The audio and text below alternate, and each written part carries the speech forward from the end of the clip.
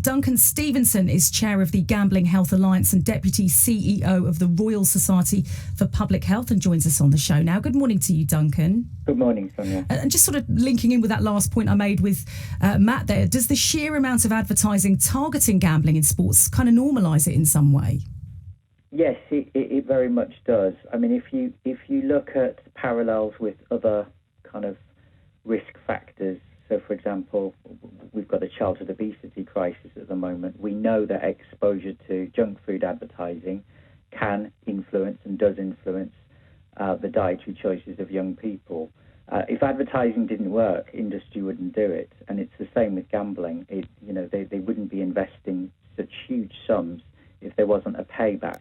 Unfortunately, that payback is at the cost of the public's health. Do you think much more needs to be done to take this seriously? Because as you say, there has been links with junk food. We've spoken about that for children, and also in years gone by, tobacco and the sort of advertising that was allowed and the sponsorship of things from tobacco companies in the past as well. It's crazy that tobacco was so pervasive in the sporting industry many years ago, but it was rightly removed and advertising was banned. And we think a similar approach needs to happen here. Research that we've done, which mirrors what Matt's great campaigns found, is that young people think that the relationship with gambling advertising is an unhealthy one, and it's getting in the way of the sport, of the game. So we actually do want to see some action taken. Now, there is a real opportunity here because the Gambling Act is coming up for review. That's the piece of legislation from 2005. And, the gambling market has changed quite considerably in the last 15 years.